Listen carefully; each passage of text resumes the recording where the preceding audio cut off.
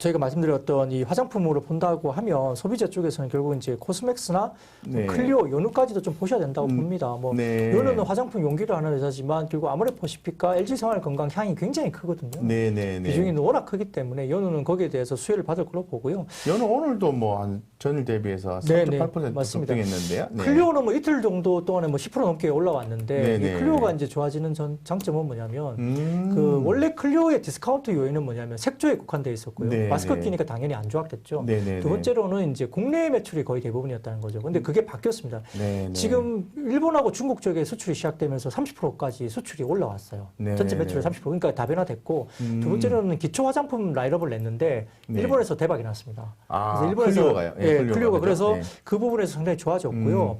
그리고 클리오는 이제 색조 화장품 중심이 좀 높기 때문에 아직까지는 그래도 색조가 결국은 마스크를 벗기 시작하면 색조 쪽이 가는 거거든요. 그래서 거기에는 강점이 있어서 하반기 네네. 이후에는 색조 쪽의 화장품의 강점 때문에 좀 더 아웃퍼폼을 할 수 있는 국면이고요.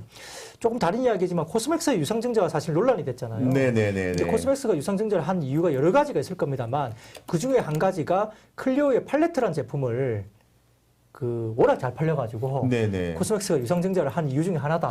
왜 그렇게 연결이 되는 그 거죠? 라인업이 이제 코스맥스가 그 클리오의 팔레트를 코스맥스가 하거든요. 아, 클리오의 팔레트를 예. 코스맥스가 해요. 한다. 만들어줘요. 예. 아, 네네네. 그래서 만들어준다고. 그 라인 증설을 하기 위해서 네네네. 코스맥스가 여러 가지 증자를 하는 이유는 있는데 네네네. 클리오의 그 팔레트 제품을 라인 증설을 해야 되기 때문에 네네. 그 증자의 이슈 모멘텀 중에 이제 이유도 하나가 있었다라는 이유가 있기 때문에 긍정적으로 봐야 되겠네요. 그만큼 이제 클리오도 굉장히 좋다는 거죠. 그래서 네네네. 클리오까지도 좀 오르긴 했지만 하반기 이후에라도 이제 좀 같이 보셔야 되는 종목이라고 아직은 좀 살아있다 네. 보시는 쪽에서 제가 이제 지금 말씀드린 종목들은 관심 있게 보셔야 되는 종목으로 지금 말씀 네. 계속 드리고 있는 상황이고요. 네네. 그래서 이제 조금 더 연장 영역에서 이제 컨슈머 중에서 한 종목을 이제 관심 종목으로 말씀드리겠습니다. 네네네. 컨슈머 중에서는 GS 리테일입니다. 아, GS 리테일. 네. 편의점. 네, 편의점이죠. 네네네. 이게 매출이 아주 임팩트 있게 나타나는 게 어딜까요? 학교 근처. 아, 네네네. 중고등학교 아이들 뭐 학교 근처에서 편의점 가고 그렇죠. 야구장, 축구장에서 이제 사 먹고 그런 것들이 사실은 아주 임팩트 있는 지점들이 많을 거예요, 편의점이. 그런데 그게 이제 안 됐다가 이번에 이제 열리기 시작한 거고요. 네. 그다음에 이제 GS 리테일 같은 경우는 두 가지 악재가 사실 있었습니다. 노이즈가 뭐냐면 디지털 커머스 신규 투자 계획 때문에 사실 불확실성이 있어서 악재가 됐고요. 디지털 차트 보면서 좀 얘기를 한번 들어보겠습니다. 네네네. 예, 지금 차트 일어났습니다. 예.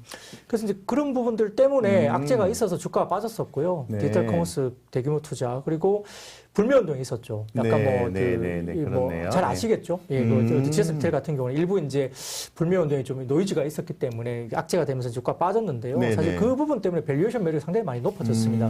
네. 디테일하게 말씀드리면 편의점주는 3월 달부터 기존점 성장률이 플러스로 전환되면서 저익 전환이 됐기 때문에 네네. 사실 2분기에 가장 좋을 거라고 생각했던 섹터입니다. 아, 근데 네. 1분기에 좋을 거라고 생각했던 백화점이 2분기까지 워낙 좋았기 때문에 중간에 샌드위치가 됐고요. 네네. 아까 말씀드렸던 그 면세점이나 화장품이 또 이제 2분기에 가장 치고 올라오면서 편의점이 어떻게 보면 중간에 샌드위치에 끼어가지고 네네. 주목을 아예 못 받고 있는 상황이었죠. 그러니까 네네. 백화점이 좋은데 너무 더 좋아져 버린 거고 네네네. 연장이 돼버린 거고 좋은 게 그리고 하반기에 좀 좋을 거라고 생각했던 이 면세점이나 화장품 섹터가 좀 빨리 좋아지기 시작한 거예요, 주가가. 그러니까 이제 편의점이 중간에 끼어가지고 꼼짝을 못하게 관심이 없어져 버린 거예요. 그래서 GS 리테일 같은 경우도 상당히 조금 약간 그랬는데 네네. 사실 백화점이나 면세점이나 화장품 섹터가 밸류가 많이 올라와 버렸잖아요. 주가가 올라와 버려가지고. 그렇죠. 그래서 이제 컨슈머 업종 중에서는 지금 중간에 샌드위치로 끼어져 있는 이 편의점 주가 상당히 좀 매력적인 구간으로 보이는 거죠. 못 올랐네요, 보니까. 밸류에이션이 너무 싼 거죠, 지금 상대적으로. 그래서 지금 이제 GS 리테일을 좀 보셔야 되는데 아까 말씀드렸듯이 3월부터 월변으로 보면 3월부터 편의점이 플러스 증익 전환이 이미 시작됐습니다. 아까 말씀드렸던 호텔 신라도 면세점이 3월부터 플러스 전환이 됐다고 제가 말씀드렸죠. 모멘텀이 똑같이 모멘텀이 성장이 됐고요. 그다음에 이제 전체적으로 지금 아마 2015년도 이후에 가파르게 편의점 수가 많이 이제 증가를 했거든요, 시장에서. 근데 이게 올해 대규모 재계약 시즌입니다. 작년 하반기부터 시작된 거 아닌가요? 시작됐죠. 그렇죠. 근데 그게 올해만 4,000개 정도가 재계약이 됩니다. 재계약이. 근데 그게 탑5 중에서 탑2로 거의 몰리고 있어요. 뭐 GS 리테일하고 BJF 리테일. 두 개, 맞습니다. 두 개 탑7에 몰리고 있거든요. 그래서 이 신규 가맹점 수가 굉장히 올라오고 있는 점에서도 이제 확장 효과가 있는 거고요. 말씀드렸듯이 제가 기존 점포의 그 성장 플러스 증익 전환이 3월부터 됐다. 3월부터. 기존점 성장이 3월부터 증액 전환됐다 말씀드렸잖아요. 그러니까 기존 점이 증액 전환되고 신규 점포가 더 올라오고. 아, 맞다. 예, 맞다. 예, 그렇게 되는 거죠. 그래서 지금 올해만 4,000개 정도 되는데 탑5 전체 가맹점의 10% 정도에 준하는 규모이기 때문에 엄청난 규모가 GS 리테일과 BGF 리테일로 모인다는 거거든요. 집중되겠는데요? 집중되죠. 탑2로 지금 거의 집중됩니다. 그래서 이제 지금 이게 왜 이제 집중되냐면 본사에서 가맹점을 어떻게 관리하느냐. 그 폐점에 대한 이슈가 별로 없는 게 탑2가 거의 별로 없었어요. 그게 뭐냐면 그 본사에서 가맹점들에게 굉장히 관리를 잘해주고 힘들 때 굉장히 케어를 잘해줬다는 거거든요. 그것 때문에 기존의 다른 그 편의점들이 탑2로 몰리고 있다는 현상이 지금 나타나고 있어서 가맹주 입장에서도 탄탄한 기업을 선택하기 그러겠죠. 마련 아니겠습니까? 그렇습니다. 그래서 GS 리테일 상당히 좀 좋을 것 같고요. 그다음에 이제 GS 홈쇼핑하고 합병을 할 겁니다. 조만간. GS 홈쇼핑하고 GS 리테일이 합병을 합병한다. 합니다. 흡사합병. 그래서 합병을 하기 때문에 GS 합병 때문에 지금 상당히 두 가지 이제 주가에 대한 트리거가 있을 수 있는데 그게 뭐냐면 첫 번째는 비용 효율화입니다. 비용 효율화. 그러니까 GS 리테일이 성장을 못한다 이야기했던 것은 비용단이 계속적으로 발목을 잡으니까 성장성이 없을 수 있다. 이건데 비용 효율가 나는 거고요. 그래서 지금 2000년 기준 GS 리테일의 지급 수수료가 약 3천억 3백억 정도입니다. 전체 판관비의 약 20% 정도 차지하거든요. 이게 발목을 잡고 있어요. 굉장히 높은 판관비죠. 전체 비용이. 근데 이게 GS 홈쇼핑하고 하게 되면 물류를 갖다가 통합해서 쓸 수 있어요. 그래서 비용 효율화가 되기 때문에 이 비용이 굉장히 많이 줄어들 거로 예상이 됩니다. 홈쇼핑이 쓰고 있는 그 물류를 같이 쓸 수 있기 때문에 그러고요. 두 번째로는 뭐냐면 그 신규 사업의 확대 부분인데 이게 뭐냐면 온라인 사업이에요. 근데 기존에 제가 아까 GS 리테일이 주가 빠진 게 디지털 커머스 신규 투자 제출 때문에 지금 악재가 돼서 빠졌다 했잖아요. 근데 GS 홈쇼핑하고 합병을 하면 아마 GS 홈쇼핑에 모바일이 있어요. 요즘은 라이브 커머스가 있기 때문에 이 모바일 트래픽이 굉장히 높습니다. 이걸 사용할 수 있기 때문에 이 신규 사업, 그러니까 모바일 트래픽에 관련된 보완을 할 수 있다는 점에서 디지털로의 전환이 충분히 가능하다는 거죠. 그래서 지금 GS 리테일 관련해서는 이 두 가지 비용 효율화와 모바일로의 신규 사업, 그러니까 그 온라인 사업으로의 신규 사업이 확장되는 국면이 두 개 다 가능하게 된다는 거고요. 세 번째로는 GS 칼텍스 주유소 개발 사업에 대한 수혜도 GS 리테일이 있습니다. 왜냐하면 지금 메시코리아가 이제 협업을 이제 이야기했는데 GS 칼텍스가 메시코리아가 결국은 이제 주유소 내에 풀필먼트 센터 구축을 하는 거거든요. 여기에 따라서 이제 지금 GS 홈쇼핑이 지분 19.4%를 갖고 있습니다. 그렇기 때문에 전체적으로 합병 후에 GS 리테일 개발 부분에 수혜를 받을 수 있다는 점에서 GS 리테일 부분은 이런 부분에서 좀 싸게 여겨진다는 점에서 상당히 좀 볼 필요가 있다. 근데 뭐 급등주로서 보기는 좀 힘들고 좀 편안하게 주식을 갖고 가면서 지금 콘슈머 소비재가 상당히 좋은데 여기 틈새에서 지금은 키 맞추기 상태에서 충분히 올라올 수 있다는 점에서 GS 리테일은 좀 말씀드리고 싶습니다. 작년부터 이런 기업들이 풀필먼트 서비스 관련해서 주목을 좀 받았고 말씀하신 것처럼 이제 가맹점주들의 계약이 만료가 됨으로 인해서 뭐 작년 특히 올해 같은 경우에 집중적으로 재계약 시즌이 돌아왔고 그로 인해서 이제 탑2인 GS 리테일과 BJP 리테일이 이 기존 가맹주들이 이들이 이런 기업을 안전한 기업을 선택할 수 있다는 포인트를 말씀을 해주셨는데요. 저도 이제 그렇게 좀 파악을 하고 있어서 이 정도 가격대에서는 꾸준히 좀 모아가셔도 좀 좋지 않을까라는 생각도 개인적으로 또 드네요. 또 보니까 괜찮은 것 같습니다. 제가 봐도. 혹시 또 관심 종목도 다른 것도 있으신가요? 뭐 짧게 한 종목만 더 말씀드리죠. 사실 뭐 IT 중에서 지난주에는 제가 뭐 삼성전기나 심텍 말씀드렸는데 아직은 움직이지 않고 있습니다. 따라서 좀 지지부진하지만 2분기 숫자를 봤을 때는 지금 충분히 모아갈 수 있다 말씀드리고요. IT 중에 하나 더 뭐 서울반도체 정도 말씀드리겠는데 결국 이제 지금 LCD 가격이 굉장히 비싸지잖아요. 그래서 뭐 그 디스플레이 쪽에 대해서는 뭐 LG 디스플레이를 같이 봐야 되는데 LG 디스플레이는 LCD와 OLED를 다 가져가기 때문에 상당히 좋을 수 있고 그래서 LG 디스플레이도 지금 2분기 영업이익이 약 6,200억까지 나옵니다. 추정치가. 근데 지금 시장 컨센이 4,200억밖에 안 되거든요.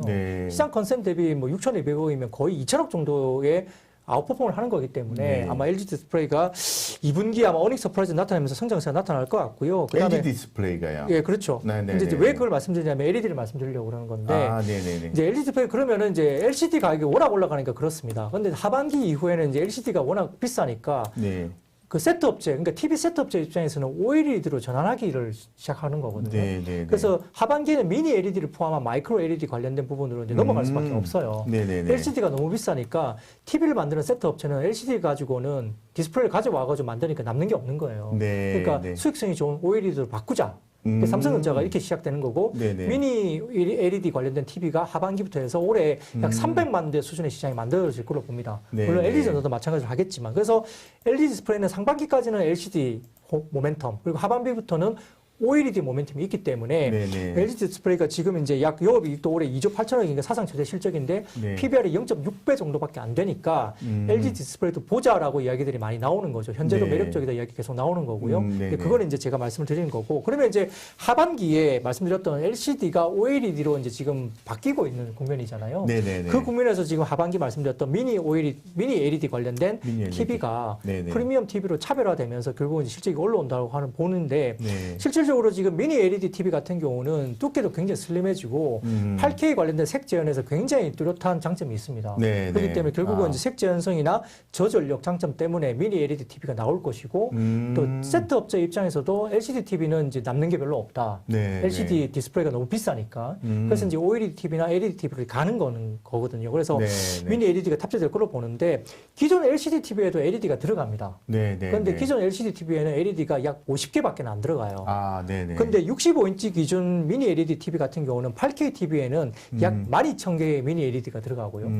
어마어마하죠. 어마어마하죠. 네, 그리고 예. 이제 85인치 TV 같은 경우는 약 2만 개 정도가 미니 LED가 들어갑니다. 이게 네. 기본적으로 스케일이 전혀 다른 스토리예요. 네. 더군다나 지금 TV 외에도 애플 같은 경우가 아이패드나 맥북에 미니 LED를 쓰겠다고 공언을 했기 때문에 네. 이 미니 LED 시장 굉장히 커집니다. 근데 이제 우리가 판단해 보면 서울 반도체 Y캅이라는 그 모듈이 있거든요. 네. 이게 이제 미니 LED TV에 들어가는 걸로 확인이 됐고 2분기부터 아마 출하가 될 것 같습니다. 네. 그래서 네. Y캅 같은 경우는 이 패키징 작업이 필요 없고요. 모듈이 네네. 상당히 좀 좋기 때문에 네. 아마 삼성전자 쪽으로 들어가지 않을까. 2분기부터 들어간다고 확인되고 있고요. 그래서 2분기부터. 그렇죠. 이야기되고 있습니다. 그래서 봐야 될 것 같고 전체적으로 좀 보면은 2017년도 같은 경우는 영업이익이 약 980억. 그러니까 사상 최대 영업이익을 했을 때가 서울 반도체가 980억 정도 했거든요. 네네네. 2017년도 정도입니다. 근데 올해 실적달 추정치가 지금 약 1,000억 정도가 추정치가 되고 있습니다. 최고치네요. 예. 예. 사상 최대 7억치가 나오고 있고요. 예. 그래서 2017년도 980억 했을 때 서울 반도체가 주가가 32,450원 정도까지 갔거든요.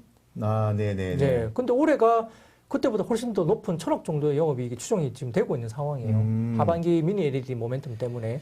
근데 그래서 지금 최근에 주가가 2만 원대, 기관들이 그 수급 쭉 들어오는 사고 건가요? 있죠. 예. 한 시가총액 전체 대비해서 한 1.35%는 기관들이 네네네. 순매수를 했거든요. 네, 그래서 지금 2만 원 네. 언더잖아요. 뭐 19,000원 얼마 정도밖에 안 됩니다. 네, 그래서 네. 그것 때문에 지금 비중 확대를 하면서 모아가는 게 아닌가. 그래서 2분기는 말씀드린 듯이 뭐 반도체든 아니면 IT든 대부분 다 자동차도 마찬가지고 네, 네. 대부분 다 이제 쇼티지잖아요. 부품 쇼티지. 네. 반도체도 마찬가지지만 지금 전통적으로 이야기되고 있는 뭐 DDI라든지 글라스라든지 그 다음에 그 PMIC 같은 경우가 다 이제 쇼티지거든요. MLCC도 네. 지금 이야기가 계속 그 쇼티지죠. 그러니까 삼성전기도 못 가고 있는 거예요. 근데 2분기가 계속적으로 안 좋다고 하는데 숫자를 딱 열어놓고 보니까 삼성전기 너무 좋다. 힘텍 너무 좋다. 서울반도체 너무 좋네. 네. 근데 하반기에 엄청나게 좋아지는 게 눈에 보여. 이러면 이 우리가 쉬고 있는 반도체, 자동차, IT 섹터가 과연 계속 쉴까?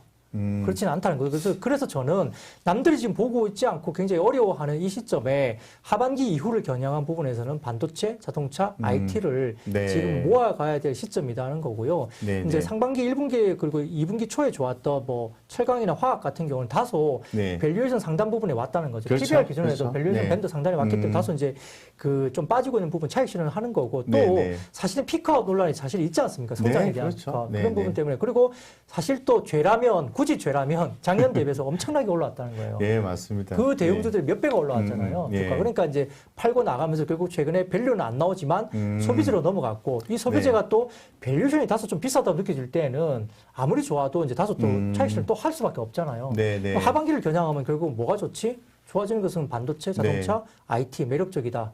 네. 예, 그렇게 뭐 오늘 대략적으로 요약을 드릴 수 있겠습니다.